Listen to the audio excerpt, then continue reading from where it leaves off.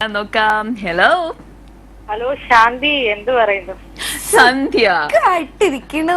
ഇതാര സന്ധ്യ അല്ലേ? എന്നാ പറയുന്നു കുഞ്ഞെ? സുഖമായിട്ടിരിക്കണു കുഞ്ഞെ. എവിടുന്നാ കുഞ്ഞെ ഇപ്പൊ? ഇപ്പം വീട്ടിലാ. ആണോ? ആ ഇന്ന് വേറെ ഒരു പ്രോഗ്രാം ഒന്നും ഇല്ല അല്ലേ? വീട്ടിൽ തന്നെയാണ്. അല്ല, പരീക്ഷയാണ്, എക്സാം. അതുകൊണ്ട് Okay. എന്ത് എക്സാമാ സന്ധ്യ? അയ്യോ, ഐശ്വര്യാണോ എന്ന് ചോദിച്ചേ? ആ, അതെ. ഐശ്വര്യ. ഐശ്വര്യയോട് പറഞ്ഞു ഞാൻ മടുത്തിനി. Sorry, very sorry. എന്നാ ഞാൻ ഒന്നുകൂടെ ചോദിക്കാം. സന്ധ്യകുട്ടി, എന്താ എക്സാം ആടാ? കമ്പ്യൂട്ടർ TTC പഠിക്കുന്നുണ്ട്. ഓഹോ, അതാണ്. എന്താ ഉറക്കമായിരുന്നു? ഭയങ്കര ഒരു ലാഗിങ് സംസാരത്തിൽ. എവിടെ പോയി ആ ഒരു എനർജി ഒക്കെ? എനർജി ഒക്കെ ഉണ്ട്, എങ്ങും പോയില്ല. എങ്ങും പോയില്ല. ഉറച്ചു പറഞ്ഞു. ഉച്ച സമയത്ത് ഇങ്ങനെ മടിച്ചായിട്ട് ഇരിക്കാൻ പറ്റില്ല കേട്ടോ, സമ്മതിക്കില്ല. നാട്ടുകാർ ഓടിക്കുന്നു.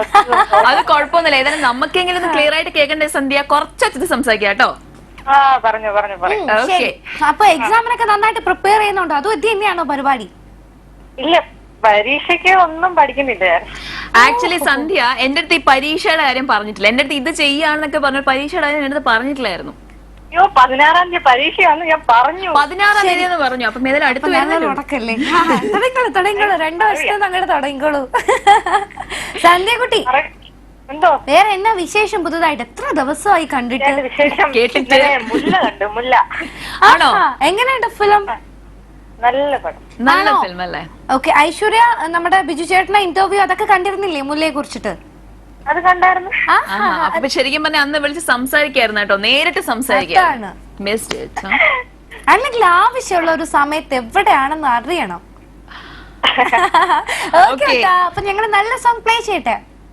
ആ ശരി. നമ്മുടെ പതിവ് ആൾക്കാരൊക്കെ ആയിരിക്കും. ചിക്കി അല്ലേ?